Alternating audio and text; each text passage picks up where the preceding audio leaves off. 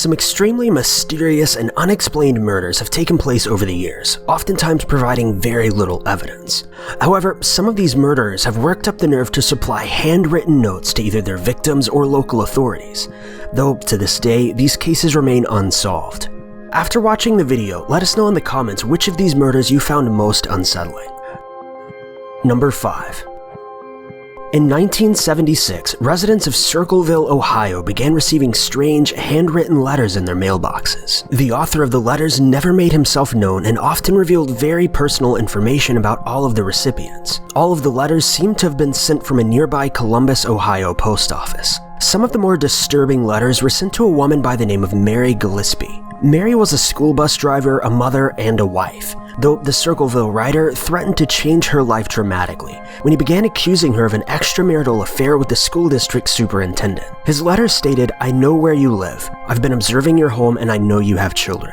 This is no joke. Please take this seriously." Following this, Mary's husband also received a letter informing him of the supposed affair. A few weeks later, another letter arrived stating, "Gillespie, you have had 2 weeks and done nothing.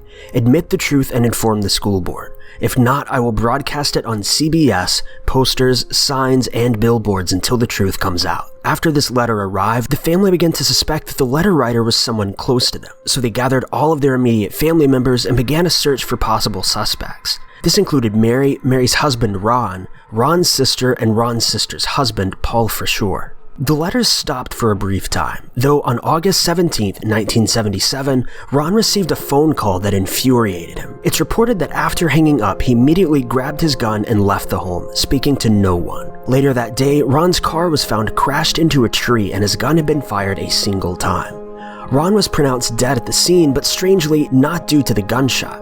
To this day, the reason for the gunshot remains a mystery. Ron's death was reportedly due to him being severely intoxicated while driving, though this is an explanation that greatly angered the Circleville writer, who insinuated that he was the cause for the crash. The writer then began to accuse the local sheriff's department of a cover-up, a theory that Ron's family seemed to confirm, claiming that Ron was not a heavy drinker. Following Ron's crash, Mary confirmed that she was in fact having an affair, though the notes continued to come in intermittently until 1983. At one point, Mary even found signs posted around her bus route harassing her, but things took a drastic turn when Mary exited her bus to remove one of the signs. As she approached it, she found it had been rigged with a shotgun, so that upon its removal, the gun would fire. It turns out the gun was registered to Mary's brother-in-law, Paul Frashore. Paul was accused of the crimes and later convicted for attempted murder. However, police were unable to definitively place Paul at the scene of the crime. In fact, his handwriting did not even match the letters the family had been receiving.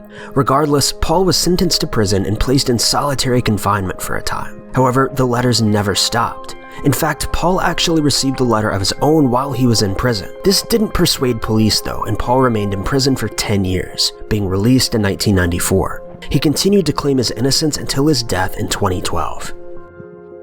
Number 4. The Axeman of New Orleans was the name given to an American serial killer from New Orleans, Louisiana, who killed 7 people between 1918 and 1919. As his name implies, the Axeman of New Orleans killed his victims with an axe, which typically belonged to the victims themselves. The murderer's motive was never determined, as he never robbed the victims or seemed to benefit from their deaths in any way, though most of the Axeman's victims were of Italian descent or were Italian immigrants, leading some to believe that the murderer may have been ethnically motivated to commit the crimes, but this was never confirmed and could have simply been a coincidence. Another mysterious aspect of the Axeman's murder was that he actually sent letters to the locals. An excerpt from one of the letters reads, "Esteemed mortal, they have never caught me and they never will. They have never seen me, for I am invisible, even as the ether surrounds the earth. I am not a human being, but a spirit and a demon from the hottest hell. I am what you and your foolish police call the Axeman. When I see fit, I shall come and claim other victims. I alone know who they shall be. I shall leave no clue except for my bloody axe, besmeared with blood and brains of he who I have sent below to keep me company." Now, to be exact, at 12:15 on Tuesday night, I'm going to pass over New Orleans. In my infinite mercy, I'm going to make a little proposition to you people. Here it is. I'm very fond of jazz music, and I swear by all the devils in the nether regions that every person shall be spared in whose home a jazz band is playing in full swing at the time I have just mentioned. If everyone has a jazz band going, well, then so much better for you people. One thing is certain, and that is that some of you people who do not have jazz on Tuesday night will get the axe. Well, as I am cold and crave the warmth of my native Tartarus, it's about time I leave your earthly home. I will cease my discourse. Hoping that thou wilt publish this, that it may go well with thee, I have been, am, and will be the worst spirit that ever existed in fact or realm of fancy. Signed, the Axeman. The Axeman was never caught, and his murders stopped as abruptly as they had begun in 1919. It's unknown if he died, moved away, or simply got bored. The scary thing is, we'll likely never know. Number 3. JonBenet Ramsey was an American child beauty pageant queen who was mysteriously murdered in her home on Christmas Day in 1996, at only 6 years old. Her father discovered her body in the basement just 8 hours after she was reported missing. It was concluded that she had died from asphyxiation and trauma to the head. A rather lengthy ransom note was also found, with an excerpt from it reading, "Mr. Ramsey, listen carefully. We are a group of individuals that represent a small foreign faction. We do respect your business, but not the country that it serves. At this time, we have your daughter in our possession. She is safe and unharmed, and if you want to see her in 1997, you must follow our instructions to the letter. You will withdraw $118,000 from your account. $100,000 will be in $100 bills and the remaining $18,000 in $20 bills. When you get home, you will put the money in a brown paper bag. I will call you between 8 and 10 a.m. tomorrow to instruct you on delivery. You and your family are under constant scrutiny, as well as the authorities. Don't try to grow a brain, John. You're not the only fat cat around, so don't think that killing will be difficult. Don't underestimate us, John. Use that good southern common sense of yours." Immediately following the discovery of her body, police believed that JonBenet's death was likely caused by either her mother, who was previously a beauty pageant queen herself, or JonBenet's brother, Burke, claiming that the ransom note and basement discovery were employed as some sort of a cover-up. Though in 1998, police cleared Burke as a suspect. However, it was later revealed in 1999 that a jury had recommended that JonBenet's parents both be charged for reckless endangerment of a child, as well as hindering the investigation of their daughter's death, as the family had refused to be interviewed by police on numerous occasions. Following this in 2002, the DA determined that there was insufficient evidence to back these claims and dismissed the case. Later in 2003, the evidence was revisited, and an unknown male's DNA was found on JonBenet's clothing. This led police to send the family a formal apology for their previous accusations, and told the family that they had been cleared of any wrongdoing. To this day, the killer has still not been found, but the case is regularly revisited by police. Number 2.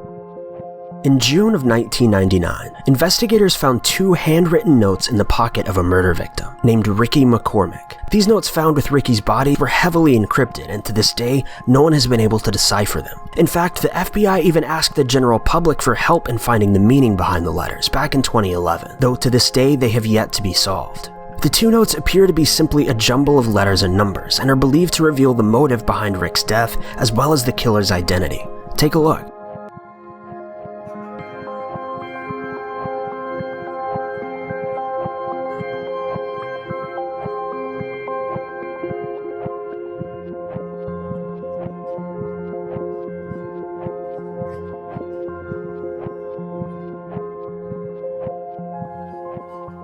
Number 1. Cindy James was a nurse in Vancouver. Though she had recently been divorced, her life remained relatively quiet and normal. Though this all drastically changed when Cindy began to report harassment by an unknown individual to the local police. She said that she was the victim of 5 separate physical attacks, with many others taking the place in form of whisper phone calls. Cindy also received a threat in the form of a letter saying, "I see you." She later claimed to have seen people lurking outside of her house later at night, though neighbors saw nothing. She once awoke with her porch lights shattered and her phone lines cut. One of her friends even believed that rather than simply murdering her, her attackers were attempting to literally scare her to death. However, this case gets rather strange as police began to doubt her stories, insinuating that Cindy may have been staging all of these events. One night, Cindy's friend Agnes came over to her house. She knocked on the door but received no answer. Agnes assumed that she was simply in the bathroom, however, she then found Cindy in her garage, with a plastic bag tied around her head. Cindy claimed that someone had approached her from behind while she was looking for a box, tied the bag around her neck, and left her for dead. Following this, Cindy moved houses, repainted her car, and even changed her last name. Cindy also hired a private investigator to look over the events that had recently taken place, as well as keep a close watch on her in the future. The police continued to investigate while this took place but found no promising leads. Cindy's private investigator said that Cindy seemed to be withholding information from the police and often evaded questions. Her mother believed that the attackers may have been revealed to Cindy, but they had threatened to harm her family if she gave any identifying information to the police. Following this, Cindy's private investigator heard strange sounds coming from a two-way radio that she had given to Cindy to leave in her home. The investigator immediately went to Cindy's house and found her passed out on the floor with a paring knife through her hand. Cindy said that she remembered being attacked by someone with a needle and then awoke with the knife in her hand. Throughout this time, Cindy continued receiving unidentified phone calls, but the calls were far too short for police to trace them. After no physical events had taken place for a while, police began to lighten security on Cindy's home. However, as soon as this happened, Cindy was found in a ditch a few miles away from her home, wearing a single man's work boot and glove with a nylon rope tied around her neck, suffering from severe hypothermia. Cindy then moved in with her friend Agnes, but a few weeks into her stay, Agnes's husband awoke to find the basement in flames and the phone lines dead. He ran out of the home to get assistance from neighbors, where he was met by a man on the curb, directly outside of the house. He begged the man for help, but he simply ran away. Police arrived at the scene to investigate and determined that it was likely that Cindy had set the fire herself, as it was determined that the perpetrator would have needed to be inside the home in order for the damage to have taken place the way it did. Cindy then became suicidal and was committed to a psychiatric hospital. After this, Cindy revealed to close friends and family that she knew more about the attacker than she was willing to previously admit, but refused to reveal the information to police, stating that she planned to pursue the attacker herself. Upon her release from the hospital, Cindy went missing. On the same day, her car was found in a neighborhood parking lot. Inside the car were freshly purchased groceries and a wrapped gift.